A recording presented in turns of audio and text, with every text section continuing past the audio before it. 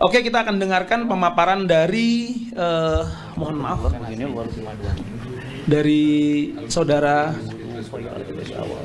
Idrus bin Ali Al-Masyhur. Saudara Idrus bin Ali Al-Masyhur akan sedikit merangkum ya dan menguatkan beberapa hal terkait hal yang tadi dibicarakan. Baik, saya berikan kesempatan. Silakan. Ini ya. Dipegang aja. Assalamualaikum warahmatullahi wabarakatuh. Bismillah, alhamdulillah, salatu wassalamu ala rasulillah sayyidina Muhammad ibn Abdillah wa ala alihi wa sahbihi wa man tabi'ahu wa wala wa la hawla wa la quwata illa billah. Allahumma inna nas'aluka al-futuh wal munah wa rusuh tawbatan nasuh wa salahal jasadi wa ruh. Alhamdulillah saya dapat yang akhir tapi tidak ya, oke. Hanya rangkuman saja karena memang dagingnya udah antum ambil semua. Karena cuma dapat tulang-tulangnya aja ini ya. Jadi yang ngerangkum aja lah. Oke, kita dapat atau kita akan sampaikan tentang originalitas pemikiran pembatal nasab gitu ya. Tapi ada juga permintaan kalau bisa sebelumnya dibahas juga dari sisi metodologi. Kebetulan saya di metodologi penelitian. S3 saya di metodologi penelitian. Sedikit katanya. Ini benar nggak ini tesis? Ini benar nggak ini penelitian ilmiah gitu ya? Karena ini udah 2 tahun gitu kan, nggak ada yang bahas itu, tidak ada yang memutuskan ini benar-benar penelitian atau tidak, walaupun secara diskusi warung kopi itu banyak yang mengatakan, sampai dosen bilang, wah ini penelitian bagus, ini penelitian hebat, nanti kita lihat aja gitu kan. Walaupun ada juga yang bilang, ah ini mau bukan penelitian gitu kan, ada juga yang bilang begitu. Siapa itu? Ya saya gitu kan. Oke, yang pertama ini kita bagi 3 bagian gitu ya. Yang pertama, ini penelitian ilmiah atau bukan? Karena ini tulisannya ada di sini, disebutkan sebuah penelitian ilmiah.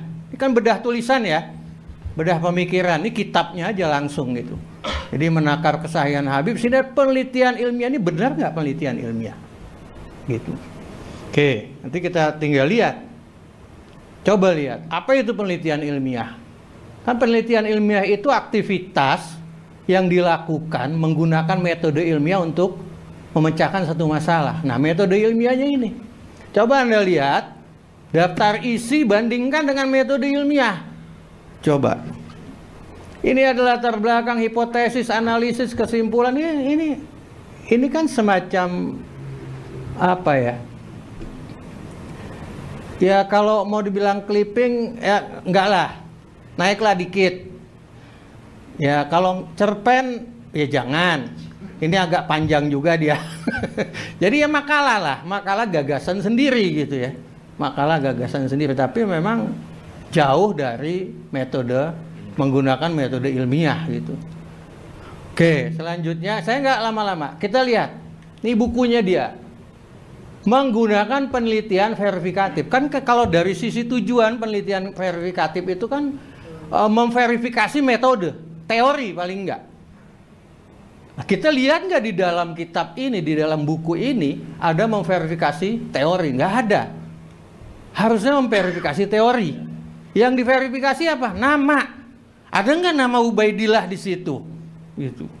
Harusnya memverifikasi teori. Teori apa? Saya membatalkan nasab menggunakan teori kitab sejaman. Itu yang harus itu kan. Tapi nggak ada itu, nama-nama doang. Teorinya nggak masuk di situ. Gitu. Oke, selanjutnya dia bilang menggunakan metode ya kajian pustaka. Berarti kan ya tidak empiris lah ya, tidak ke lapangan gitu ya. Beda banget sama Gus Rumel gitu kan. Beda, ini kelilingan. Kalau itu kelilingan rumah mungkin ya. Rumah di kamar, di tengah, atau mungkin kalau metode library research. Coba lihat lagi. Ini di bukunya, di Ciputat, itu dia bilang, penelitian saya ini penelitian sejarah. Seminar Ciputat. Ya, seminar ya, seminar Ciputat. Nah, sekarang pertanyaannya mana yang benar? Karena ini pertanyaan in absentia. Ya, gak ada orangnya. Jadi tolong Pak Imad, ini mana yang benar? Oh gitu. Ini mana yang benar Pak Imad? Ini library research atau penelitian pustakaan? Itu harus dijawab. Gitu. Lah kalau udah begini aja mau dibilang penelitian ilmiah kan aneh gitu. Aneh itu ada dosen yang bilang ini penelitian ilmiah. Belajar dululah filsafat ilmu tuh dosen. Belajar dululah metodologi penelitian gitu, baru bilang ini penelitian ilmiah gitu. Oke, lanjut. Saya nggak lama-lama ini, 15 saja. Kalau Anda menggunakan penelitian sejarah, anggap aja kita lagi belajar metodologi penelitian sejarah setengah semester. Cuman dirangkum saat ini cuma 15 menit. Gitu ya. Kalau Anda melakukan penelitian sejarah, ada langkah. Pertama itu heuristik. Heuristik kan mengumpulkan data. Data yang dikumpulkan apa? Bisa tulisan, bisa lisan, bisa visual, bisa benda, dan lain-lain. Tulisan bisa kitab. Bisa manuskrip. Lah bagaimana mau memutuskan nasab Ba'alawi itu mardud munqati kalau kitabnya yang diteliti hilang 1 halaman? Bingung nggak itu? Pas hilang, pas banget nama Ubaidillah di situ. Halaman 29 30. Kan bingung itu. Apa yang mau diteliti di situ? Apa yang mau diambil datanya? Kitabnya hilang 1 halaman. Oke, mukasyafah itu. Nah, itu dia. Selanjutnya apa lagi? Manuskrip. Ini manuskripnya Gus Rumel kan berhalaman itu banyak. Ini cuma 4 halaman manuskripnya. Nah, jadi yang seperti ini bagaimana bisa dibilang penelitian ilmiah? Belum lagi visual, benda. Tolong kalau mau begitu, benda itu misalkan makam. Ya berangkatlah ke sana, ke Hadramaut. Kalau memang nyatakan, oh nggak pernah hijrah, dia tetap di Irak, ya lihat di Irak. Gitu. Ya, antara Irak dan Yaman, kemungkinan antara kamar dan kamar depan, mungkin ruang depan. Ya jadi bingung kita jadinya. Gitu ya, jadi bisa artifak-artifaknya. Nah itu menghasilkan data nanti. Datanya bisa kita klasifikasikan, ada yang primer, ada yang sekunder. Nah sekarang data yang dipakai itu kitab-kitab yang dipakai primer atau sekunder? Semuanya sekunder, nggak ada yang primer. Gitu. Semuanya sekunder. Dari mulai Tahdzibul Ansab, sekunder semua. Sampai ke bawahnya. Oke, setelah dia heuristik, dia ngumpulin, dia verifikasi. Verifikasi diapain? Ada verifikasi ekstern, ada intern. Kalau dia ekstern berarti dia harus melihat originalitasnya. Apa yang dipakai kitab untuk membatalkan? Sajarah Mubarakah. Udah selesai dibahas tadi. Secara kritik ekstern. Seperti apa? Internnya bagaimana? Dalamnya berarti. Sudah juga saya sampaikan, ada nggak tadi ditanya ada nggak konsisten, tidak konsisten, ada. Nanti saya kasih contohnya. Oke, baru itu nanti ada validitas.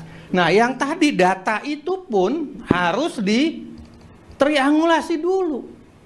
Mendapatkan data itu triangulasi sumbernya gimana? Ya kalau sumbernya hanya dengan buku yang hilang 1 halaman, manuskrip yang hanya 4 lembar, bagaimana mau melakukan triangulasi? Sebagaimana dengan metodenya dan lain-lainnya. Oke, validitasnya mau menggunakan apa? Kan gitu. Setelah itu baru interpretasi, dianalisis, disintesis. Oke, historiografi baru. Nanti ada dibuat, bisa naratif, bisa eksplanatif. Naratifnya ini bisa kronologis, eksplanatifnya agak lebih luas. Nah, hasilnya diuji di lembaga ilmiah. Kalau mau kuat.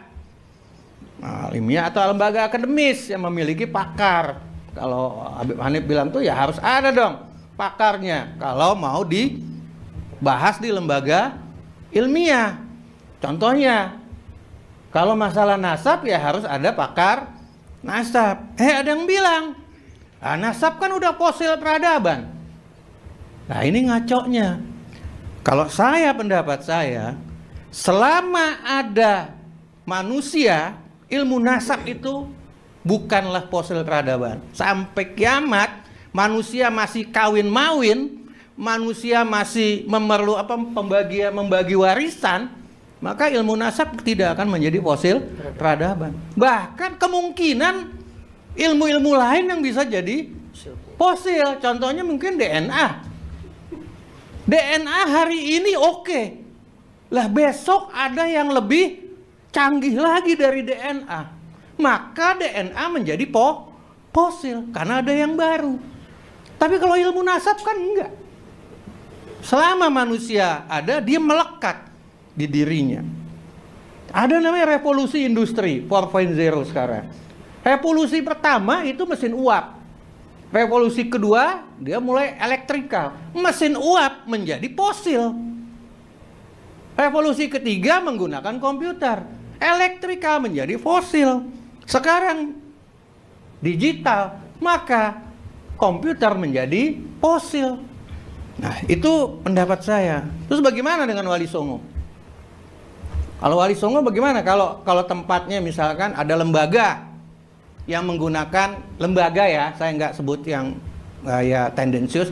Misalkan ada satu lembaga yang menggunakan nama Wali Songo. Misal, ada orang yang bikin makalah membatalkan nasab Ba'alawi misalkan. Karena selama ini dikatakan Wali Songo itu sohehnya ke Ba'alawi. Dibatalkan Ba'alawinya. Kan aneh juga itu lembaga. Manggil orang yang ngebatalin nama lembaganya. Gitu. Nah, memang nggak mikir itu di dalam lembaga itu. Kan ada misalkan pemikir-pemikir. Harusnya kan dipikir dulu. Itu. Satu itu ya. Yang kedua, contohnya lagi nih. Makanya saya katakanlah, Wali Songo itu sahih di Ba'alawi.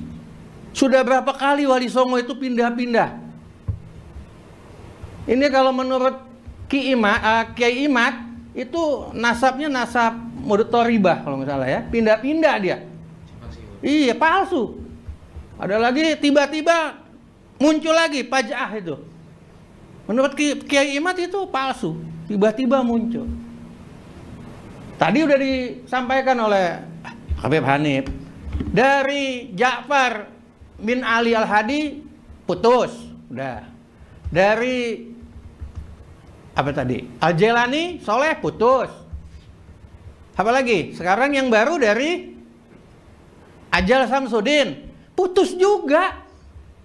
Nggak nyambung.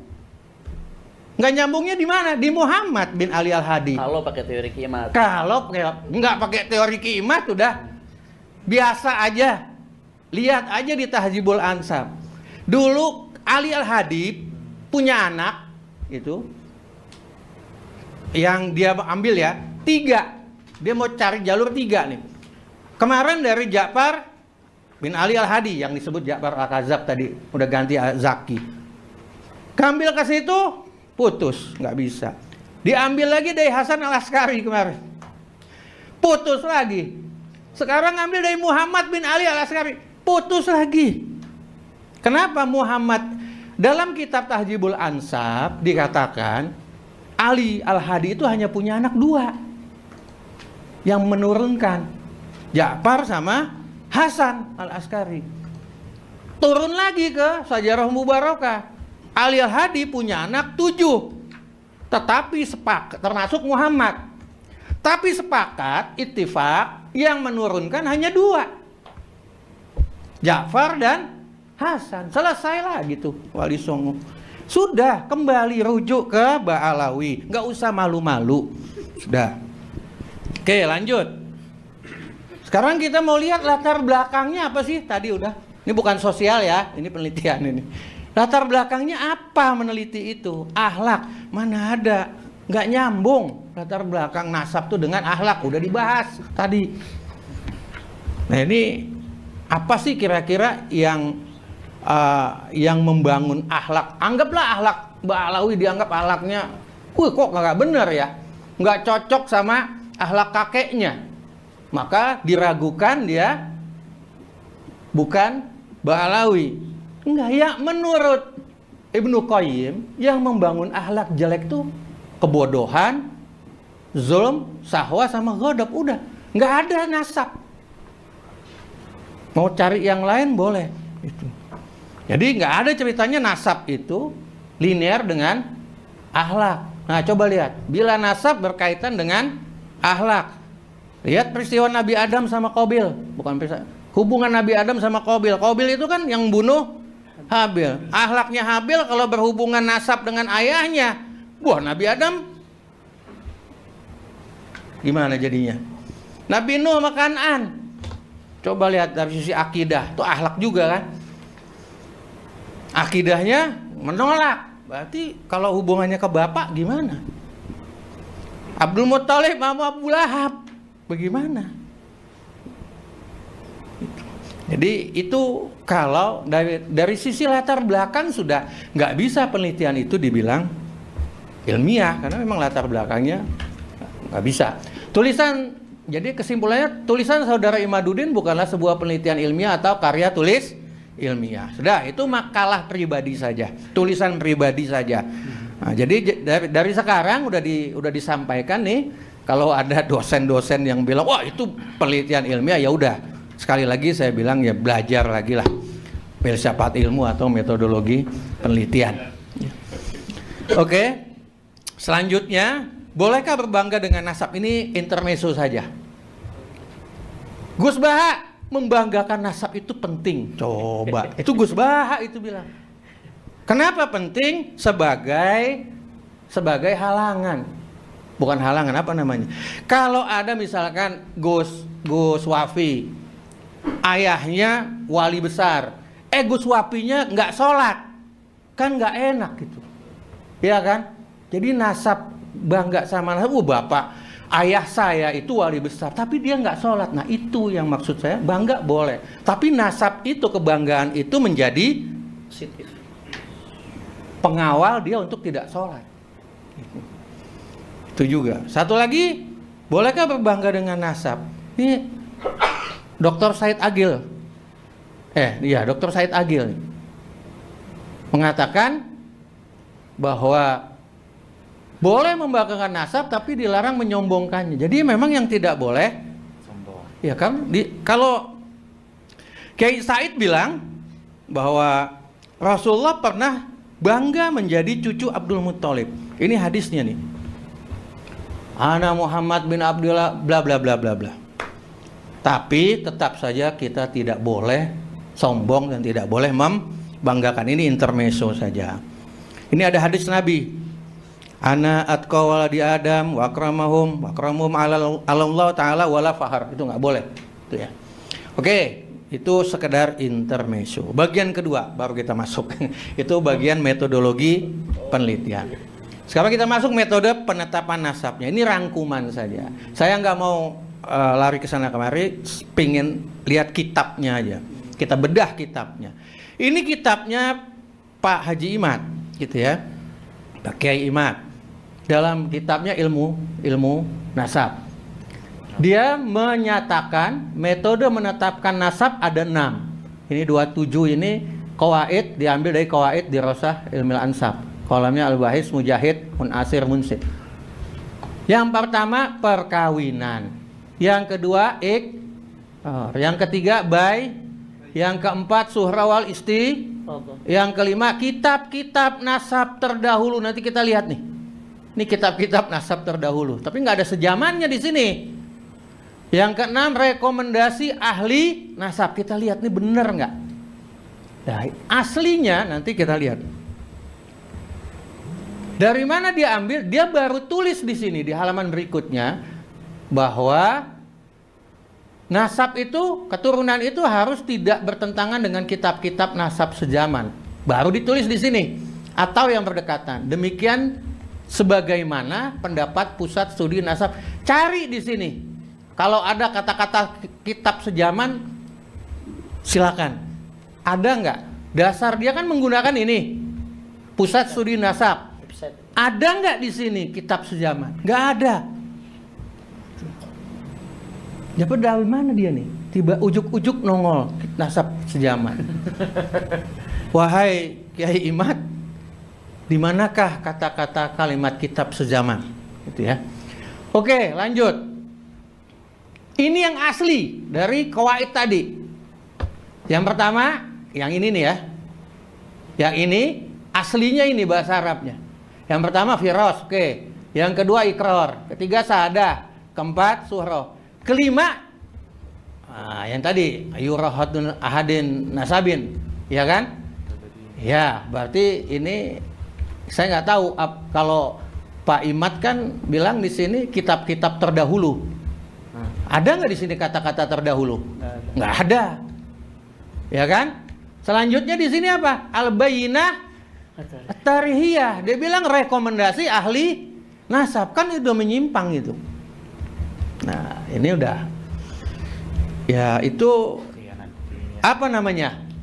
Wah, yang antum yang bilang ya. Oke. Lihat lagi. Melihat tulisan tangan. Nah, ini terjemah dari inilah ya. Dari yurahatu ahadin nasabin. Terjemahnya melihat tulisan tangan salah satu ahli nasab yang diakui bla bla bla. Di mana kalimat kitab sezamannya? Nggak ada.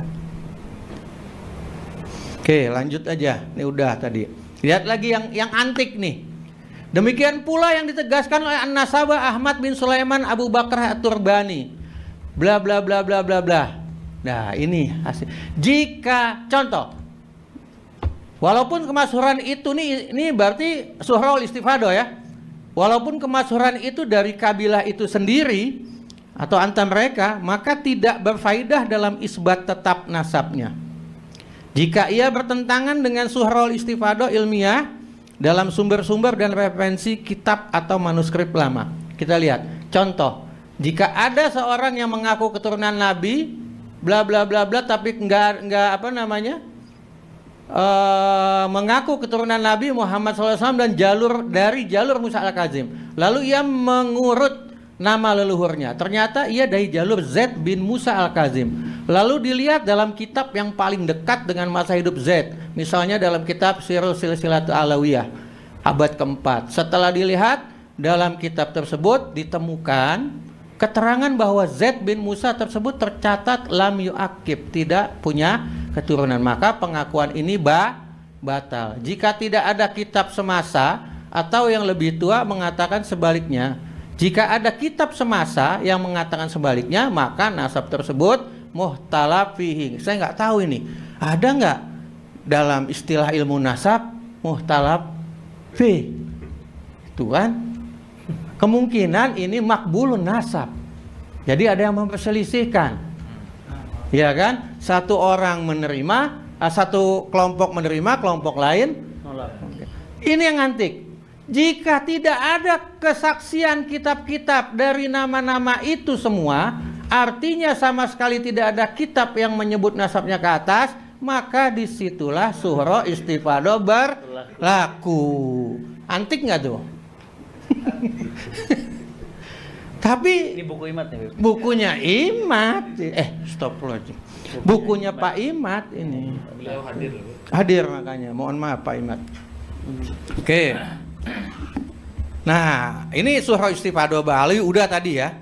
Suhro Istifadah Ba'alawi dibilang Suhro Istifadah Hadisah karena mulai ditulis pada zaman Syekh Ali bin Abu Bakar Syakran abad 9. Padahal kan sebelumnya udah ada. Dalam kitab As-Suluk ada. Dalam kitab Al-Atoya ada. Itu di abad 8 itu. Nah, ini contohnya di abad 8 kitab As-Suluk. Dari kalangan asbab di sana yang dikenal dengan keluarga Abi Alawi sudah suhro. Ini ada juga 778 Ar-Rasuli sudah suhro. Oke. Sebenarnya dari mana sih dalil kitab sejaman itu? Dalil kitab sejaman itu diambil dari pendapatnya Murad Sukri. Coba lihat itu di asibam.net. Hilang. Nah, ini Google ini Asibam. Lihat persis banget diambil.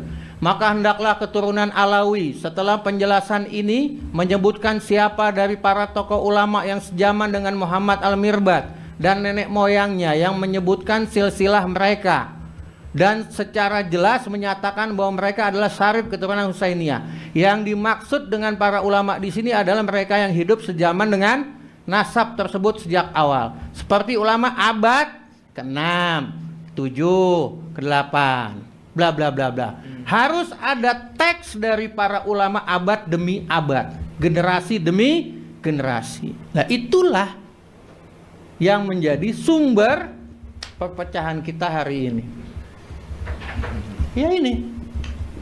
Cuman dari internet. Kopas internet, pecah kita langsung. Dahsyatnya itu informasi yang diambil. Kita nggak tahu hoak apa enggak, kredibel atau enggak, ini kan. Tapi diambil akhirnya ya seperti ini. Bagaimana itu Murad Sukri itu? Murad Sukri menurut Ahmad bin Abu Bakar At-Turbani, saya belum jelasin yang depan itu gambar tadi ya. Aku telah membaca beberapa pernyataan Murad Sukri dalam bukunya Quraish fi Urdun dan menemukan bahwa dia telah menyimpang dari jalan para ahli silsilah. Dipakai gitu. Terutama karena dia jatuh dalam kontradiksi yang menunjukkan ketidaktahuannya dalam bidang ini. Orang yang bernama Murad Sukri tidak memiliki pengetahuan dalam ilmu silsilah. Itu diambil dari situ. Ini pendapatnya At-Turbani, teman-temannya lah dulu. Tapi alhamdulillah Pak Turbani, Ahmad bin Abu Bakar Turbani udah rujuk ya. Tarja itu ya. Oke, nanti ada itunya. Oke. Disebut lagi di sini, Abu Bakar At-Tubrani berkata, bla bla bla bla bla bla, seperti dalam penjelasan tentang keluarga Asgab Yordania. Bla. Hal ini menunjukkan kontradiksi dalam metodenya dan kurangnya pengetahuan tentang jalan dan metode para ahli silsilah. Berarti dia menerimalah silsilahnya keluarga Asgab di Yordania, At-Turbani, makanya dia rujuk, gitu kan. Oke. Adopsinya itu dari kalangan, saya kalau mau bilang kalangan W tidak mau. Nanti kita perpecahan lagi. Jangan. Jadi kita W, jangan. Jangan. Wafi. Jadi kita anggap ya orang-orang yang nyeleneh tadi itu kan, Murad Sukri itu. Nah, sekarang adopsi mana lagi? Oknum. Oknum ya, oknum W. Gitu. Oknum dari aliran W lah. Gitu. Nah, sekarang selain aliran W tadi, oknum aliran W tadi, dari mana lagi adopsi pemikirannya? Diambil dari Yahudi punya, si Ignaz Goldziher nih. Ignaz Goldziher bilang bahwa kekacauan dan inkonsistensi teks Al-Quran, perbedaan pola bacaan tidak ditemukan dalam kitab-kitab terdahulu yang ia teliti. Sehingga dengan hasil analisanya, dia skeptis terhadap orisinalitas Al-Quran.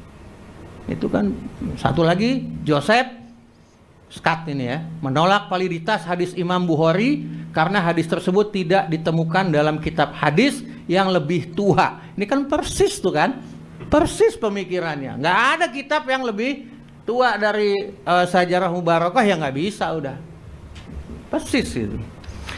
Oke, pembatal nasab lainnya ini At-Turbani, tapi sudah tarja tuh ini, udah ini. Assalamualaikum, sampai ini antum yang korespondensi. Ya, bagaimana? Oke, ini Balawi min Usra Al-Hasimiyah. Sahih enggak nasabnya? Waduh, wadih, udah jelas, jawabi wadih gitu kan. Terus tanya lagi, udah taruh jatuh, udah selesai. Kalau ini nggak usah dibahas. Nah, selanjutnya pembatal nasab itu Yasin Kalidari sama Audah Al-Ukaili. Ini dia berbasis, kalau At-Turbani awalnya membatalkan nasab Ba'alawi itu karena nasab Ba'alawi itu mencangkok dari nasab Al-Ahdal gitu kan. Tapi nanti kita bahas. Nah, kalau Yasin Kalidari sama Audah Al-Ukaili ini berbasis Sajarah Al-Mubarakah gitu. Nah, ini udah dibahas. Sekarang ketidakkonsistenannya bagaimana? Saat ini contoh. Di sini ada, ini pakai hasar kan, jumlah ismiyah. Lihat, ini ada at-tahzib. At-tahzib mengatakan anaknya Muhammad al-Bathani, al-Bathani itu 7. 7 ya? 7. Ya, sini 7. Yang sini 6 ya? 6. Al-Majdi 6. Ini jumlah ismiyah semua loh di atas. Al-Fahri 6. Tapi Sajarah Mubarakah 7. Padahal ini kan udah nggak boleh lagi ditambah-tambah. Tapi kenapa kok di Sajarah Mubarakah nambah? Berarti kan nggak konsisten dia. Iya kan? Kalau mau memang itu jumlah ismiyah hasar, sudah harusnya ngikut kepada ulama yang terdahulu. Kalau memang 6 dong. Tapi ditambahin 7. Yang lebih dahsyat lagi begini. Coba lihat. Selanjutnya Abdullah bin Ali Al-Hasan bin Zaid keturunannya dari Ahmad. Hanya satu Ahmad kan? Ini at-tahzib. Ditambah sama Sajarah Mubarakah. Ada 2. Ada Abdul Azim dan Ahmad. Kan nggak konsisten di sini. Dahsyat lagi nih. Ini yang lebih dahsyat. Bahwasanya Abdul Azim bin Abdullah bin Ali bin Hasan bin Zaid tidak memiliki keturunan. Itu ditahzib. Di Sajarah Mubarakah ada keturunannya dari Muhammad.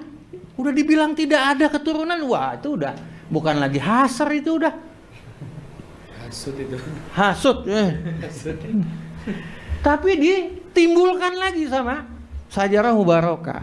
Jadi memang dari sisi kredibilitas, dari sisi kritik intern, ini sudah tidak bisa digunakan, ya tidak bisa diandalkan, tidak bisa dijadikan patokan untuk membatalkan. Karena memang dari sisi isinya dia tidak konsisten. Atau begini, jumlah ismiyah itu tidak mutlak. Bukan sesuatu yang mutlak, tapi aglabiyah. Jadi bisa aja gitu. Oke. Nah, ini selanjutnya. Saya nggak tulis bahasa Arabnya. Ini pembatal nasab namanya Muqbil bin Hadi Al-Wadi'i. Apa benar dia membatalkan nasab Alawi? Ternyata tidak. Ada pertanyaan. Ini di dalam kitab Al-Ba'is ala Syarhil Hawadits. Ini Anda ada pertanyaan, Anda berbicara tentang keluarga Bani Alawi dari Ahlul Bait dan menyatakan bahwa mereka hanyalah sampah, itu tidak berharga. Apakah ini berarti bahwa mereka tidak memiliki silsilah ke Imam Ali dan bahwa klaim mereka tersebut tidak sah? Jawabannya apa?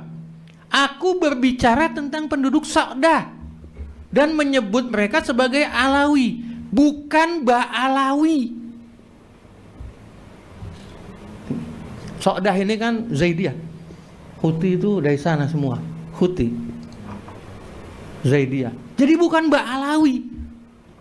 Tetapi walaupun dia tidak membatalkan Ba'alawi, tapi dia syak. Sampai dia syak ini.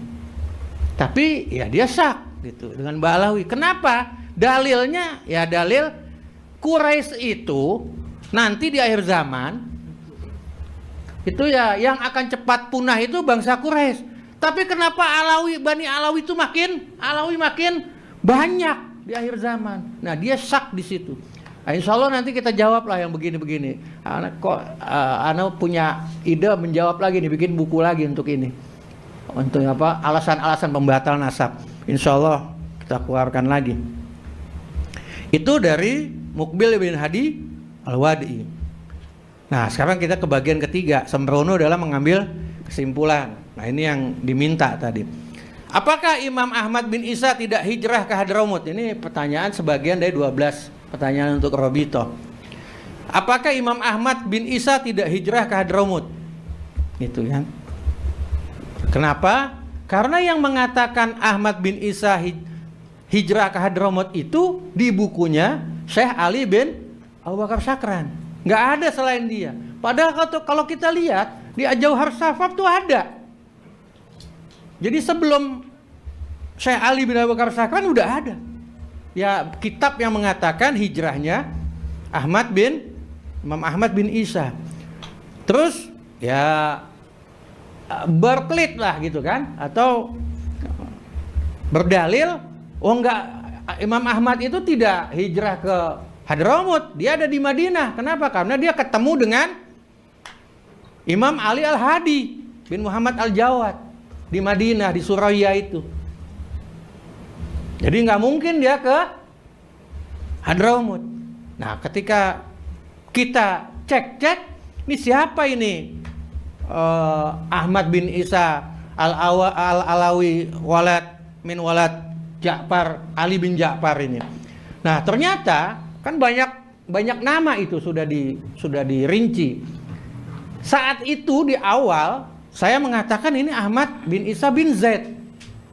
Kenapa? Karena yang ke Madinah hanya dia. Ahmad bin Isa yang lain itu tidak pernah ke Madinah. Gitu. Ada di Kufa.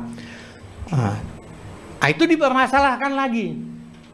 Gitu kan, dipermasalahkan karena Ahmad bin Isa bin Zaid bukan dari Ali bin Ja'far. Alhamdulillah ketemu nama Ahmad bin Isa bin walad Ali bin Ja'far, yaitu Ahmad bin Isa bin Ali bin Ja'far. Jadi bukan Imam Ahmad bin Isa bin Muhammad.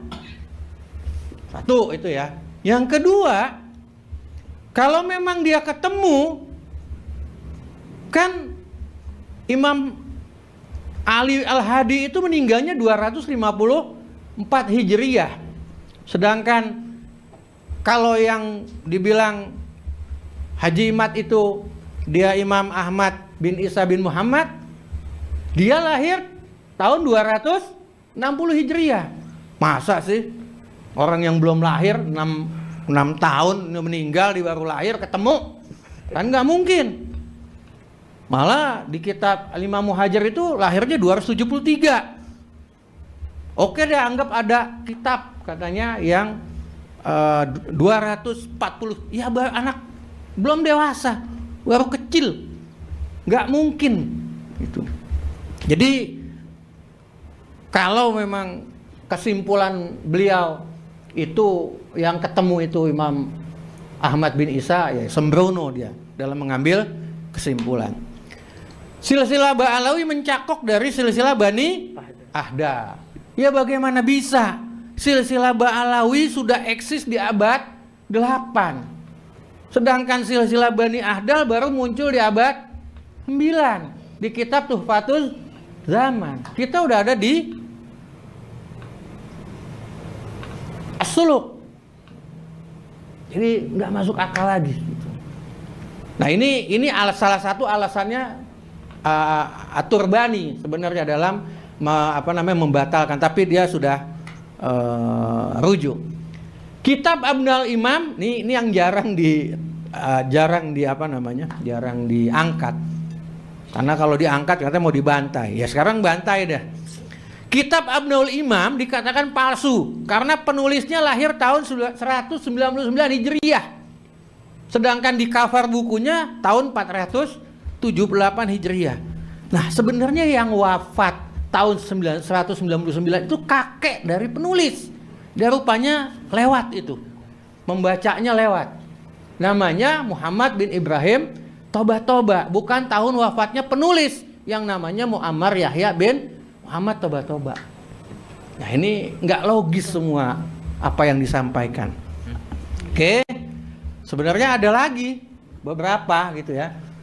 Dari sisi ada nggak kitab abad 5, 6, 7? Ya kan nggak harus kitab. Manuskrip sudah ada. Bisa dibaca nanti di buku yang baru di launching. Apalagi misalkan kuburannya Imam Ahmad bin Isa. Nggak ada kuburan Imam Ahmad bin Isa di Hadramut. Itu kalau menurut Al-Jauhar Sapap itu kan, kalau mereka bilang itu cuman cahaya datang, itu apa sih? Ya kira-kira lah ada di situ. Gitu. Lah kalau kira-kira, apakah nanti dibilang fiktif Imam Ahmad bin Isanya? Kita bandingkan saja dengan Jamaluddin Husain, kakeknya Wali Songo. Ada di mana kuburannya? Yang pasti. Di mana kira-kira?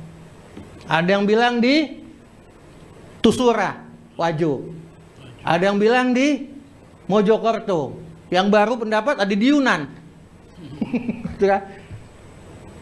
Apakah kalau memang bermasalah itu kuburan, orangnya fiktif? Enggak. Lah kalau fiktif selesai Wali Songo. Fiktif semua itu. Nah itu 12 pertanyaan untuk Robito yang sebenarnya kita sudah tulis di dalam buku ini. Kita udah tulis nih. Nanti tinggal dibaca saja. Kalau dijelaskan nih panjang. Oke, sekarang mengapa sih masyarakat terpengaruh? Gitu. Satu, karena memang daya kritis dan rasional terhadap informasi mungkin minimal, tidak berfungsi, gitu ya.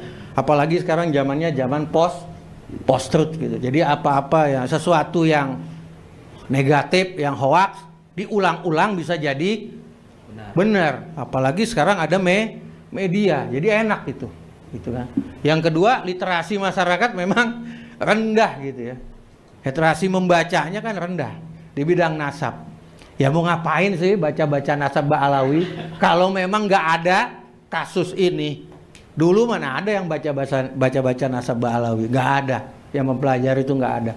Tapi alhamdulillah ada hikmahnya. Dengan kasus ini semuanya dibaca, semuanya dipelajari sampai ke DNA, sejarah DNA, semuanya. Alhamdulillah. Ya tapi kan tetap tegar nasab Bani Alawi gitu ya. Oke, yang ketiga, hati-hati upaya membenturkan peradaban. Ini teorinya Samuel Huntington ini.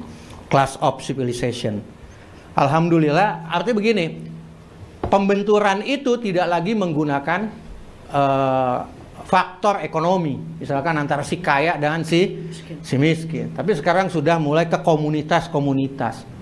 Nah ini yang dibenturkan. Untuk apa? Untuk mungkin ya kita nggak tahu. Mungkin ada kepentingan tertentu. Bisa politik, bisa yang lain-lainnya. Alhamdulillah Rabitul Alawiyah sudah melakukan usaha-usaha untuk membendung itu. Sekarang bagaimana sih caranya supaya benturan itu tidak ada? Ia merubah cara pandang atau cara berpikir masyarakat tentang benturan peradaban itu. Caranya bagaimana? Rabitul Alawiyah sudah melakukan kunjungan ke berbagai lembaga-lembaga untuk menyatukan visi. Itu eksternnya. Tinggal internnya bagaimana Rabitul Alawiyah? Ya mungkin mengedukasi anggotanya dalam hal berdakwah, utamanya dalam materi. Itu ya, materi. Karena saat ini yang sedang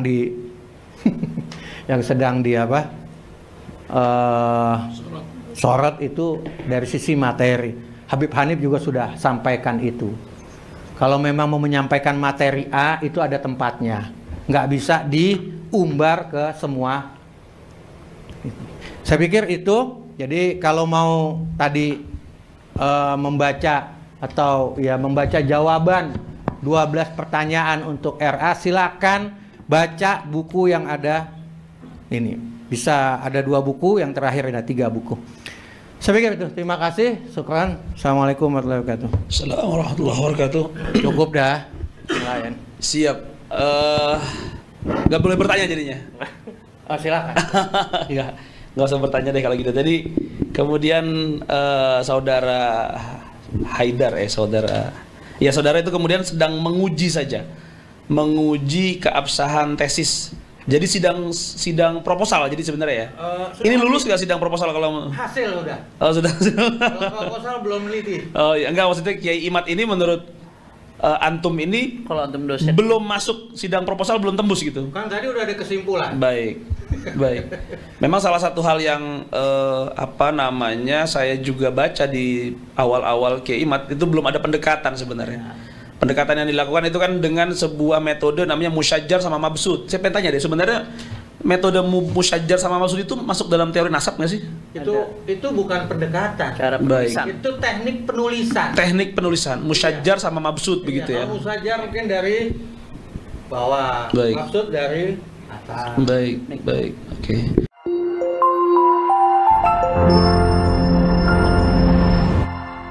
damaikan hati, sejukkan jiwa. 107,7 FM Radio Suara Nabawi Pasuruan.